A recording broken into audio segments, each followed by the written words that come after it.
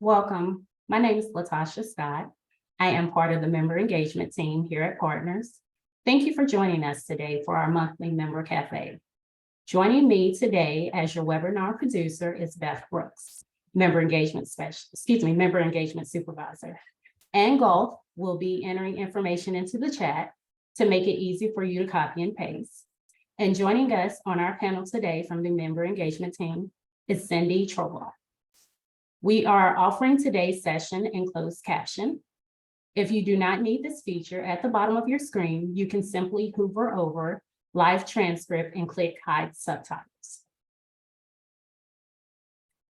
For those of you who are new to Partners Self-Management, we are a managed care organization for North Carolina Medicaid and other state-funded behavioral health services. At the end of our session today, I will share a little more information with you about Partners and the member engagement team. But before I introduce our guest speaker, let's go over a few housekeeping items. This meeting is being recorded, and please do not share any sensitive personal information during the call. Partners staff is available after the call for individual issues you may want to discuss. We can also schedule a time to talk one-on-one. The recording and PowerPoint slides will be available on our website at www.partnersbhm.org under the Member Education tab. Please feel free to put questions into the Q&A feature as we go through the information, and we will moderate and answer all questions at the end. You can also raise your hand and we can open your mic, and you may speak your questions or voice any comments or concerns. Now, I would like to introduce Susanna Stone-Gill, registered nurse from Union County Health Department, here to talk about the importance of vaccinations.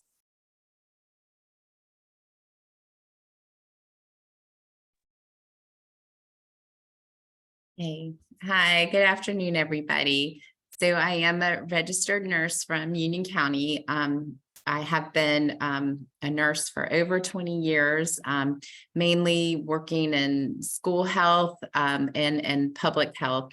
Currently I'm in the communicable disease department, and I also work in the vaccine clinic here at Union County. So my PowerPoint today is about why get vaccinated. So I think Beth is going to pull that up. So why get vaccinated? Vaccines from infants to adults. Okay, next. These are your objectives today.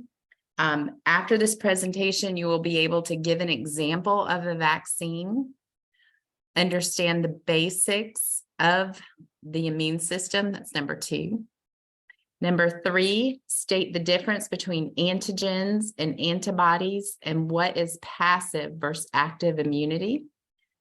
Number 4, name who should get vaccinated. Number 5, state the importance of herd immunity. And then number 6, be able to make an informed decision on vaccinations. Next.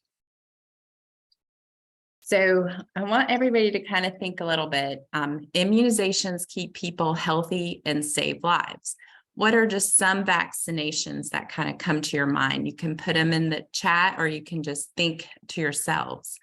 I'm going to give you just a few minutes just to think of it. So a lot of times people, go get these shots and they're not thinking what they're getting the shots for.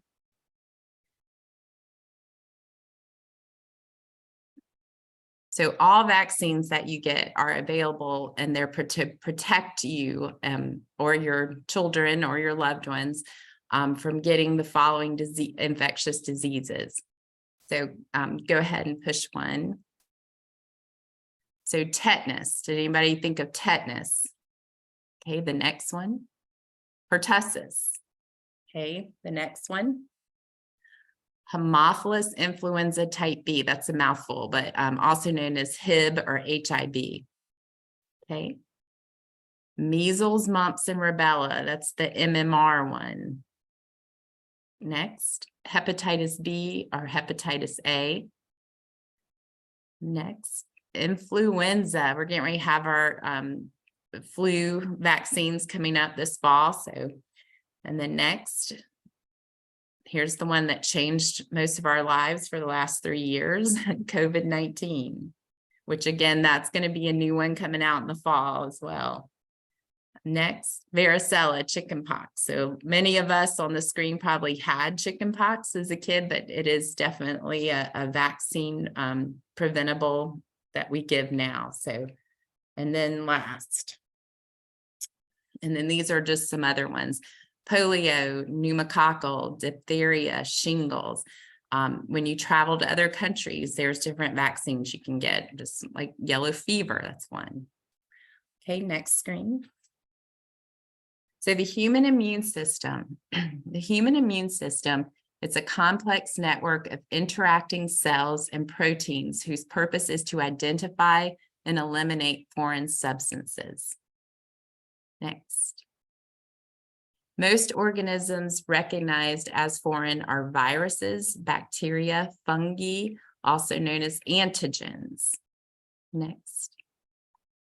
And then our immune system protects us from infectious diseases by creating antibodies. So our body naturally forms antibodies against antigens by stimulating the immune system. Vaccines are a way we can initiate the same response from our immune system by introducing these antigens early prior to illness, so that the immune system has time to produce antibodies to help with infection-fighting cells to recognize and kill the microorganisms. Remember, antibodies are produced by the body to attack a certain antigen.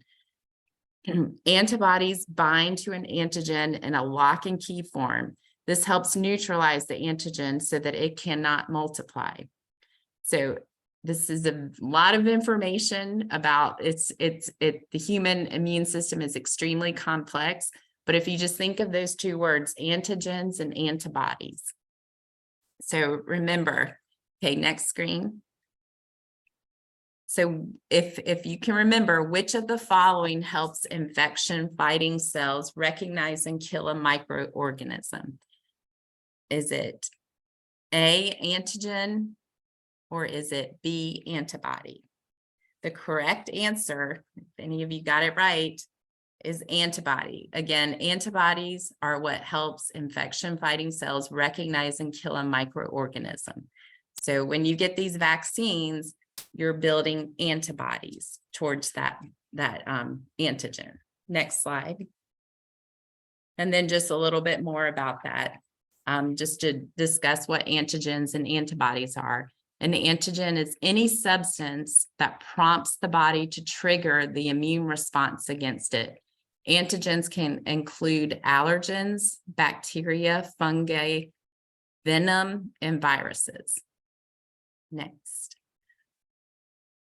And then again, antibodies are proteins produced by the immune system in response to exposure of antigens. Antibodies are needed to attack and fight off those antigens.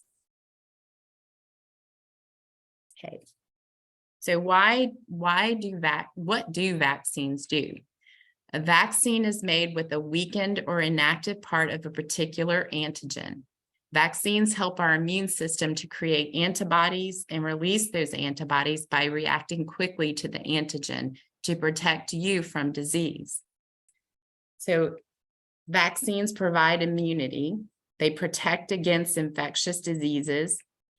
Babies can get immunity from their mothers during what is called passive immunity. These are temporary and wane over time.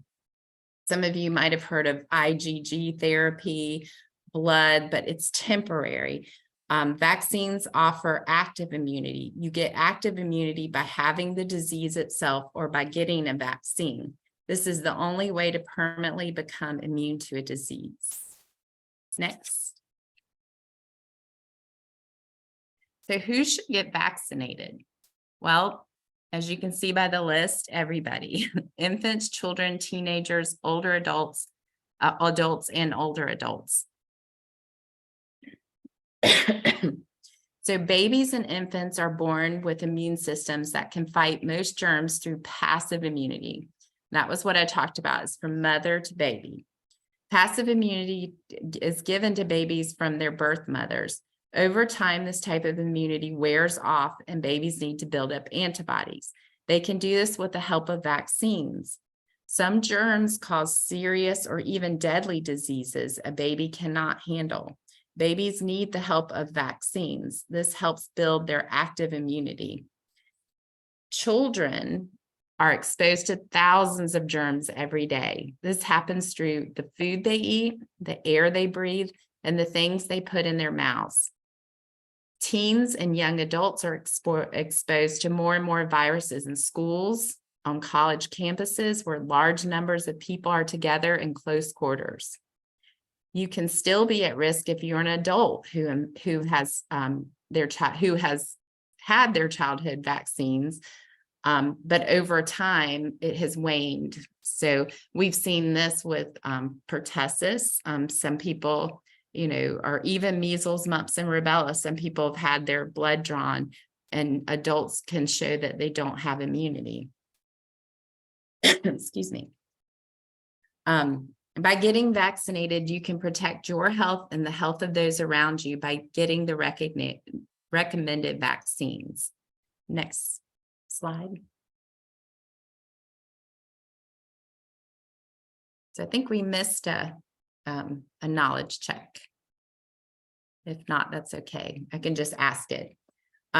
So just to think, what are the sources of active immunity? That was disease causing our immune system to create antibodies, or B, vaccination. It's both. So active immunity is from diseases. You can get the disease or from the vaccine. And then a lot of people have probably heard of this. What is herd immunity? Herd immunity occurs when a large portion of a community becomes immune to a disease. Spreading the disease becomes unlikely when herd immunity is achieved. To achieve herd immunity, a great number of people in the community become immune to a particular disease, either from vaccination or natural infection. For example, the World Health Organization states herd immunity is reached for measles when at least 95% of the community has either been vaccinated or has had the disease. So to put that, just so you can understand that, and that's just for measles, that's not for all diseases, but what we're seeing is it used to be that most people got vaccinated.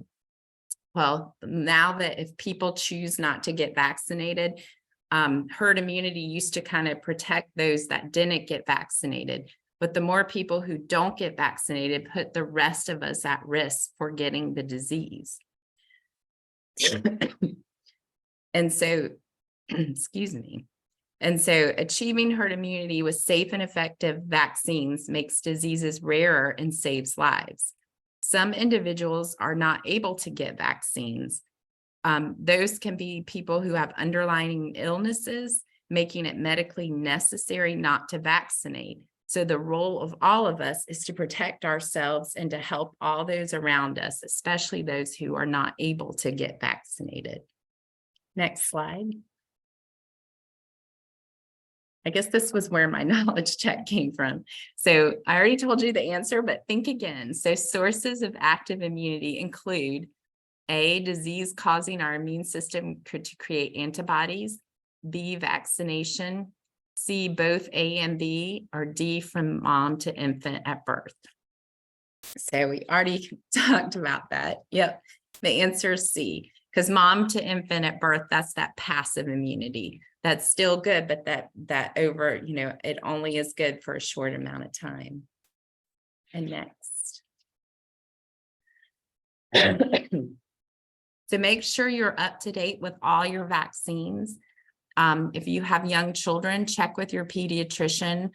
You can always go to your local health department. I'm with Union County Health Department, but every community has their own local health department. If you don't have a doctor, a lot of times people even come to the local health departments to get their vaccines. There is vaccines for children. It is a program, especially if you have Medicaid or are not insured or underinsured. vaccines for up to age 18 are free. So it's very important to get those vaccines. If you have insurance, it's covered. So that shows how important that we know it. We don't want to put any obstacles to anybody getting vaccinated.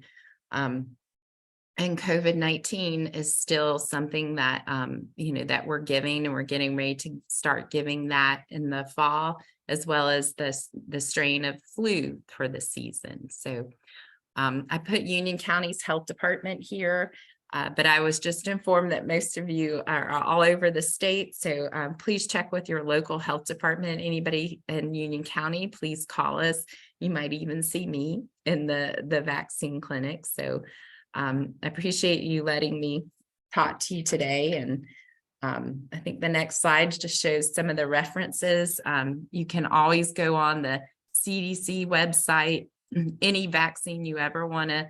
They have the vaccine information sheets there, so you can always read about the vaccines that you're to get, what year, the schedule. We even have like a catch-up schedule. Say you moved in from another country, or you were late to start your vaccines. You can see what age and when you would get those, and what is recommended for your age. Also, a lot of information here from just World Health Organization, just the Health and Human Services, North Carolina Department of Health and Human Services. You can also look to see what school age vaccines are required to attend school. Next slide. And I think hit it one more time, and it says questions and thank you. So at this point, I've been losing my voice, so I'm glad you suffered along with me, but thank you so much for having me, but I'll be happy to answer any questions. Thank you again, Susanna, for your presentation. Now I would like to take a moment to share information about Partners.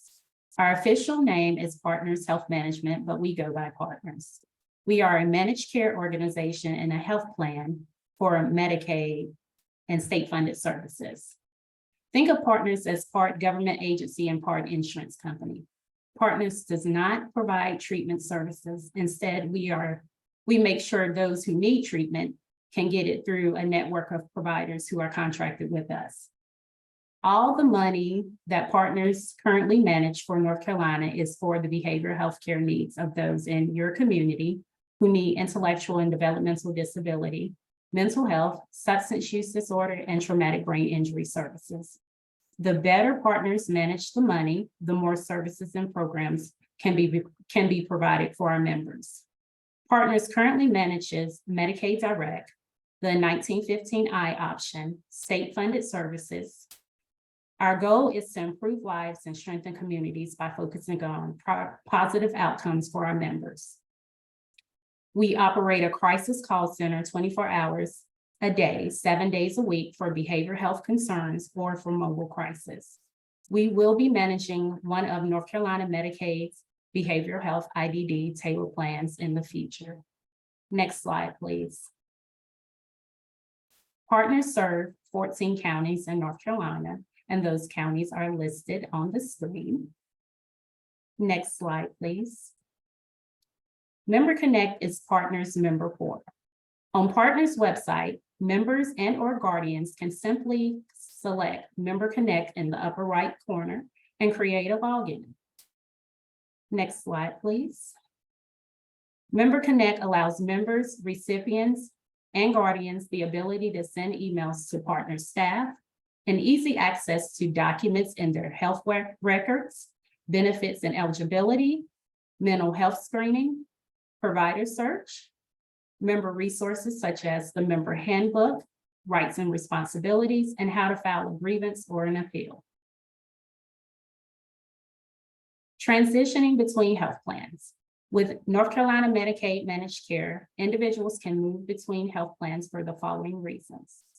A member changes service or benefit plan needs, a change in county of residence, or a change in Medicaid status. The Partners Transition of Care team is here to support you through this process. the most expedited way to start this process is to have your health provider complete the request to move form. This brings our transition team in quickly. Members or providers can also make a request to change health plans by going to the North Carolina Medicaid Enrollment Broker site, which is listed on the screen, or by calling 833-870-5500. Next slide, please. The member engagement team here at Partners provide customer service as an extension of Partners Access Call Center, We support member empowerment initiatives that offers resource, advocacy, education, and navigation of North Carolina public behavioral health and intellectual developmental disability healthcare system. You will often find us at community events, sharing information and education about services you may need. Our staff is dedicated to building strong partnerships with our internal departments, providers, and other groups in the community. Member engagement staff work together with individuals, families, and agencies in our community that directly support them. Next slide, please. Member engagement brings the member's voice into Partners Health Management to make changes that may be needed. You can reach a member engagement team member by calling 704-884-2729, or you can email us at membersquestions@partnersbhm.org. We provide information about community resources, types of services, and your rights as a member. Next slide, please. The PICS Health mobile app can help you monitor physical and mental health. We encourage our members to register for the PICS Health phone app. You can download this app to your mobile device by going to www.highpics.com. The app lets you interact with Pixar, a sweet chat box. Pixar can help you access resources and give you helpful tips to live a healthy life. The PICS Health app focuses on daily moods and wellness check-ins. It provides screenings for depression, anxiety, and loneliness, and offers messages and assistance either through the app or by calling the Compassionate Call Center to chat with staff's calls, ANDIs. ANDI stands for Authentic, Nurturing, Dependable, Your Friend. Through your interaction with the app and the Compassionate Call Center, PICS will send referrals back to partners for follow-up with members and/or keep your care manager in the loop. You will also find research-based games and activities inside the app, which promotes good mental health. Next slide, please. Who do you call for support? If you are currently receiving services, call your provider with questions. Remember, they are your first responders in crisis. If you have a Partners care manager assigned to you, please give them a call with any questions that you may have.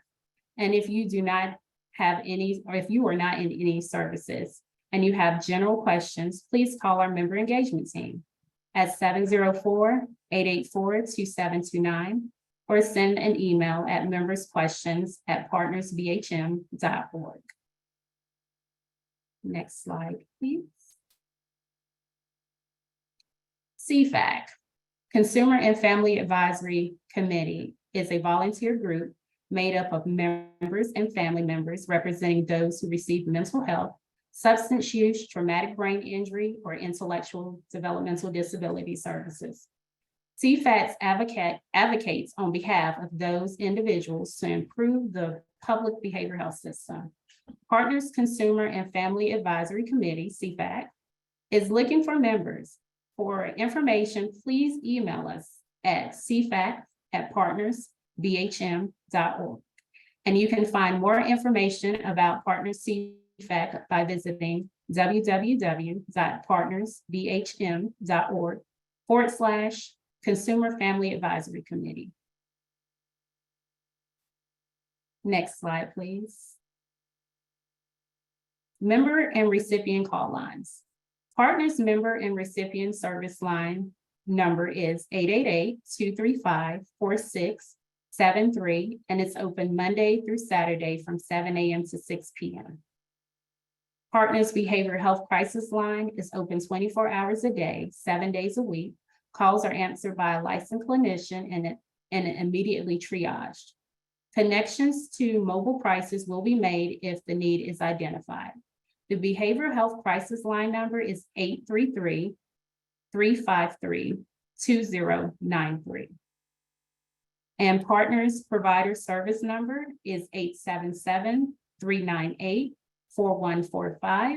And it's open Monday through Saturday from 7 a.m. to 6 p.m. Next slide, thank you. It is important to stay in touch with us. Please keep your contact information updated, as we may need to contact you about your health plan. If you receive Medicaid, please call your local Department of Social Service to update your address and or phone number. If you receive state funds, please keep Partners or your local MCO up to date. And you can call Partners Access to Care to update that information, or excuse me, Partners Access line at 1-888-235-HOPE, which is 4673. And stay connected with Everything Partners.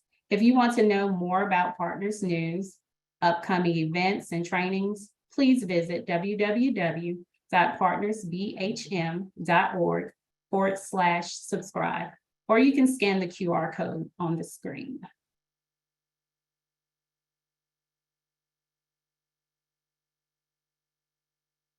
Your feedback is very important to us, so please take a moment and complete our survey. Please scan the QR code, or you could visit www.surveymonkey.com/r/member event survey. And Beth, can you please check and see if we have any questions?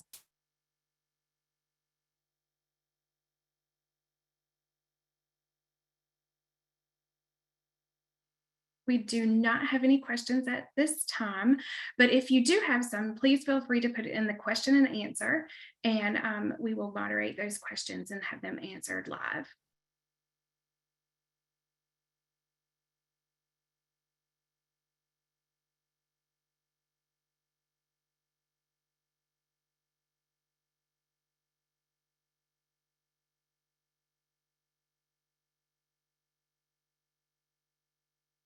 Go ahead, Anne. Hey, good afternoon, everyone. Susanna, I have a question for you. So I've recently heard that some people in parts of North Carolina have had the flu already. And so is that part of the new strain of flu that would, should they get a vaccine? So that's a great question. We see this, every season. There's always outliers, and I don't know if you know how they actually they basically guess the strain that it will be like for that year. And they actually look at Australia, because we're in different, like Australia's now in their winter months and we're in our summer. That's like the very basics of how they figure out a flu, but they would definitely recommend, because it could be the old flu that they're getting. We have noticed, in fact, they extended the flu season this year. We went well into the spring, which we normally don't do that, but I would definitely recommend them to get the flu shot, even if they had the flu now, to get what comes out in the fall, because it could have been, part of last year's strain and now this year's strain. So to answer that question, it's all, you're always going to see some outliers that don't fit into the mold, but I definitely would recommend for them to get it.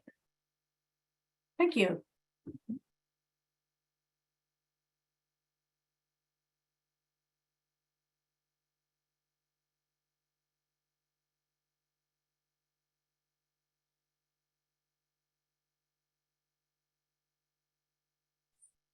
So no additional questions? don't have any yet, but I encourage, if you do have questions, to go ahead and put them into the Q&A, and we will get them answered for you. Cindy, go ahead. Hi, Susanna. My grandchildren are preparing for school, and one just got all of his shots prior to first grade. But I was wondering, why would some families or parents be reluctant to have their children vaccinated? Is that a question that you can answer? So there's definitely been more of a push, and I would say it was even prior to COVID. A lot of people would, not want to vaccinate their children. And I think, for some, even my generation, I was born in the 70s, so I guess I'm not supposed to say that, but I was, even, I didn't know anybody. I had a teacher who had polio, but I didn't have any friends who got sick from polio, because what happened is they were vaccinated. So we stopped seeing those diseases. And I do believe that people think, well, we don't see measles or we don't see this, so we don't need to vaccinate. Unfortunately, we actually are seeing measles cases again. Quite a few. I used to work in Mecklenburg County, and I would see lots of mumps cases. So just because you don't see a disease doesn't mean it's not around and it won't come back. And then, I did mention the COVID-19. A lot of people were reluctant after that, didn't want to get vaccinated. So I always encourage people is to, read from reliable sources like the Centers for Disease Control or the World Health Organization, things and read up about the vaccines. But the ones that school require, they don't require COVID or flu, or they do require measles, mumps, rubella, varicella, Tdap, all of that. So just read up on those and educate yourselves, and nurses and doctors will always give you the information so that you make a wise choice for your child.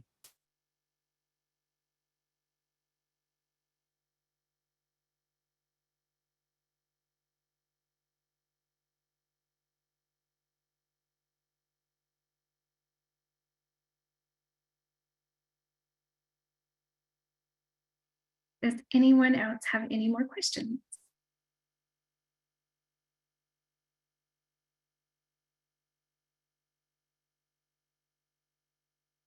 Well, as soon as our presentation ends, a short survey will appear, and please take a moment to complete it. This will help us know how to continue to improve our sessions and learn about topics of interest to you. So I guess we'll give you all some time back, and thank you for joining us, and we'll see you next month at Member Cafe. Have a good rest of your day.